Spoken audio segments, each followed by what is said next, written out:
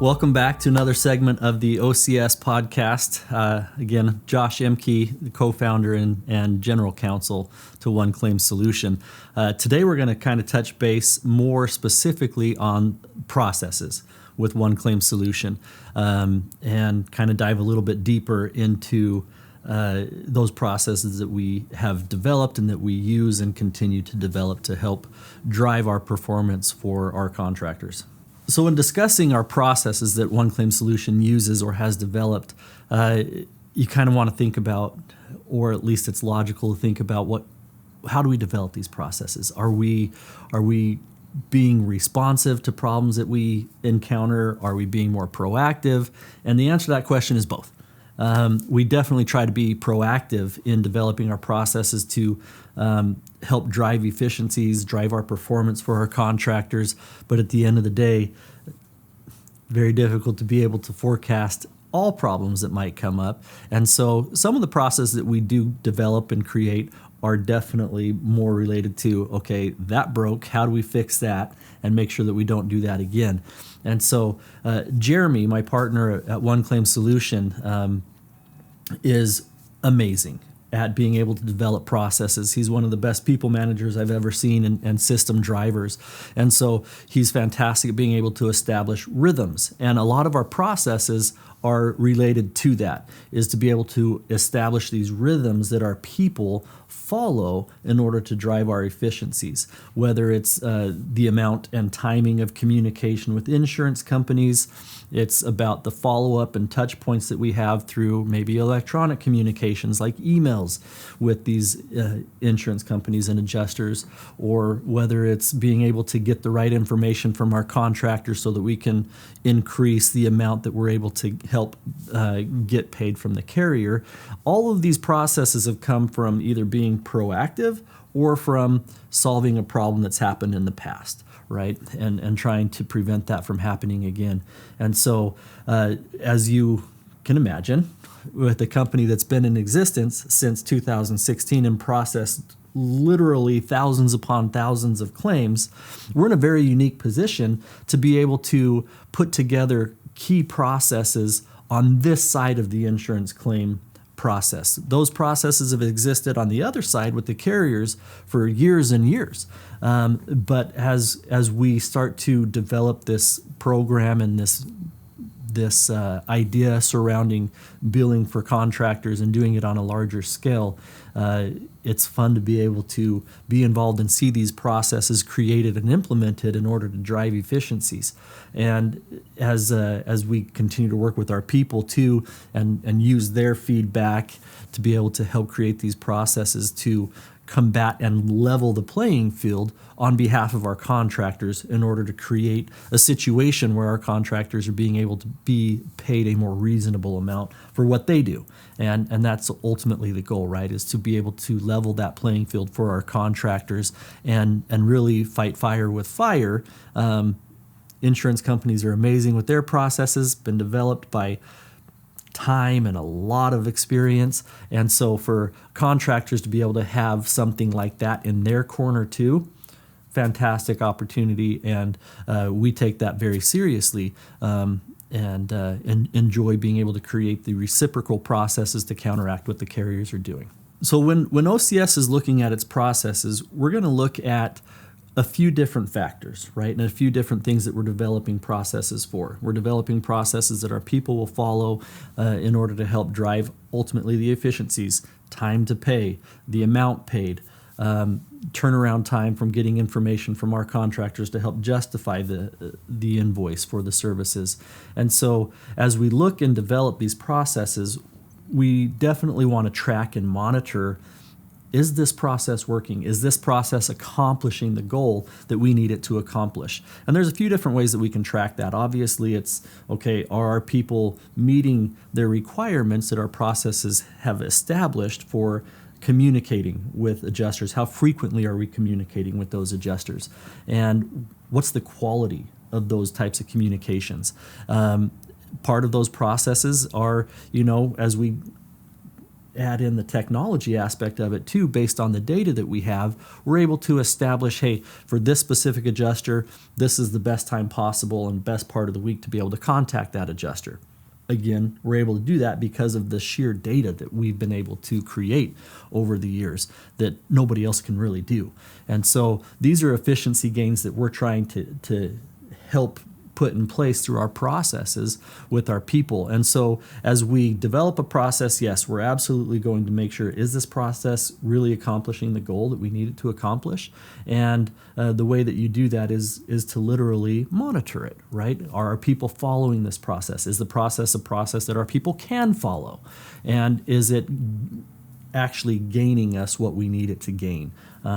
And so there's definitely different key performance indicators, different KPIs that we can follow and look at there with our people to make sure that that process is accomplishing the goal that we need, whether it's, again, going back to, days to payment, the amount that we're able to get from insurance companies on our contractors' invoices, the success of the different types of communications we're having with the carriers. Are those being productive communications? All of these things are things that we're going to look at in order to make sure that our processes are working. Even though the process might be a good process in theory, if our people aren't able to follow that process, or it's not an easy process for them to follow, it might not be the best process. And so we're constantly monitoring each of those to make sure that everything that we do is setting our people up for the best chance of success for our contractors. So I've touched a little bit on data, right, that OCS has access to, or that we've been able to create and maintain based off of the different softwares that we've used and the experience and history of OCS. And so we're able to use that data because we're so adamant on maintaining that data and keeping it. It's not just keeping it and maintaining it, it's, well, are we able to use that data? Are we able to gain and glean knowledge from that helps create better processes? So when our people are actually using the processes, we're able to use data to be able to see, okay, this person might be struggling a little bit more with this process. They're not hitting their KPIs quite as well as this person over here. So that helps us be able to manage our people too, to be able to see, okay, this is the right person, but is this the right seat for that person?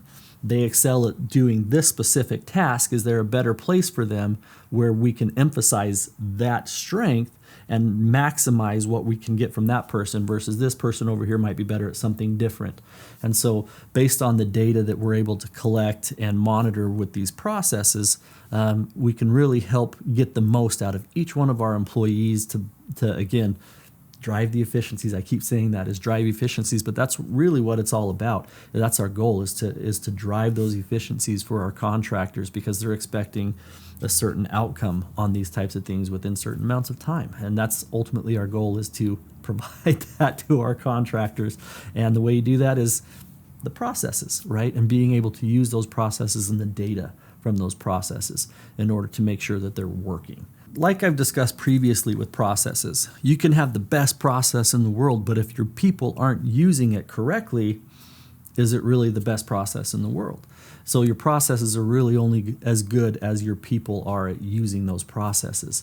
And with the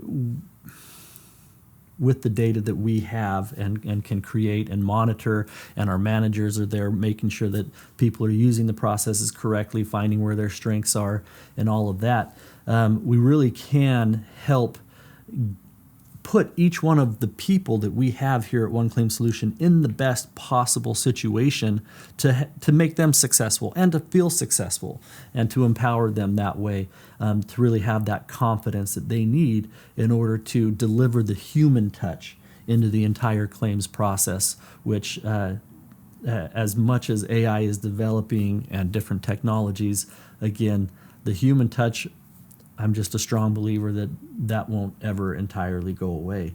And so our managers are very good at being able to identify that human strength in each one of our employees and make sure that they're the right person in the right seat, not just the right person in a spot. So we're very big on that, and being able to develop our people based on processes, and even technology. So it all works together, but the processes are huge. And any company that wants to be successful, especially when it comes to like a service type of an industry, definitely need to be able to develop processes that its people can both use and benefit from in order to drive the outcome that the company's seeking. When looking at processes and the right process to develop, one of the key things that we try to keep in mind is, are we trying to get to a final outcome through this process, or is this a process that we're using to help get us to a certain point in the claim process?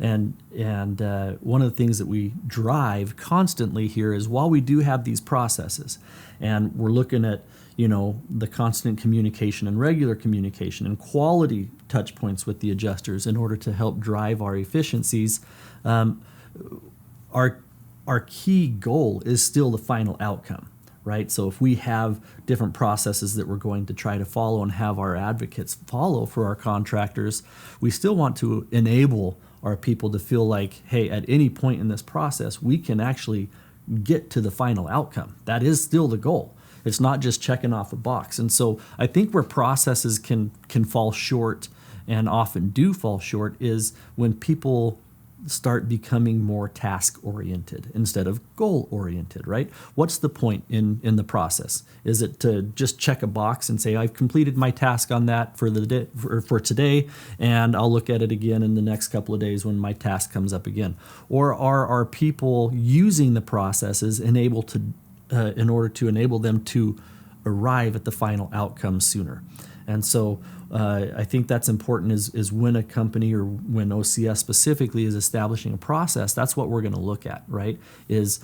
Are our people going to use this process just as a box to check, or are they going to use this process to feel empowered to be able to arrive at that outcome at a more timely in a more timely way? And so that's something that we're constantly mindful of with our processes, as well as we don't want to fall into that trap of just becoming a task-oriented type of a process. We actually want that process to become a goal-oriented process, or an outcome-driven process.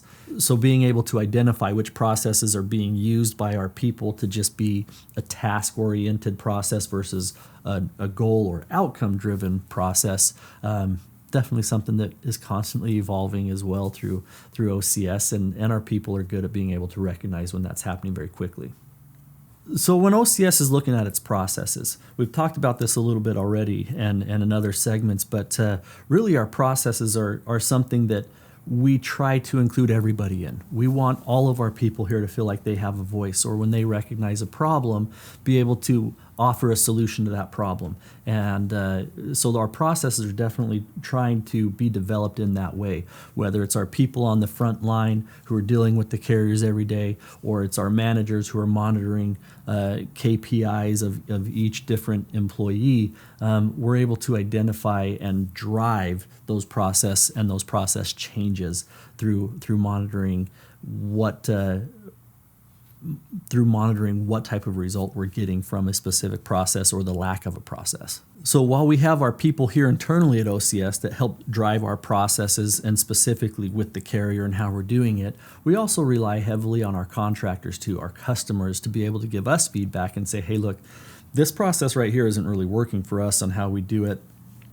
Maybe there's a couple ways you guys can change it or modify it or better it. And so we do rely on our contractors, really feedback from people internally, feedback from our contractors, feedback from everybody. Any feedback that we get is fantastic. When we develop our processes, it's not something that we just leave to, the higher ups at the company. It's something that we feel is again a better way. It's a better way to create these processes when we involve everybody, whether it's our people that are on the front lines, whether it's our contractors, maybe even feedback from adjusters, or even appraisers that we get. And so definitely the more knowledge you have and the more feedback you have, it makes you it puts you in a better position to be more responsive and create a better product. So when we get some of this feedback that we're talking about, it depends a lot of times on where that source is coming from and what the urgency of the feedback is. Did a process break? Is it something that's just, hey, look, this process is working, but it might be able to be improved upon a little bit if we just make this one little tweak? And so we definitely want to enable and empower our people to feel like they have that type of a voice, and our customers to be able to come back to us and give us that feedback. And once we receive that feedback, we will immediately jump on it and put it through a review through our management team and our process and development team to make sure that that number one, it's a process that is needed, or it's a process that needs to be tweaked, and how can we do it? And so we do have a team on place that kind of monitors all of that and will help develop these processes as they come through. When considering processes, a lot of people automatically just relate it to technology, right? And say, well, it's a technology and that implements the process for you.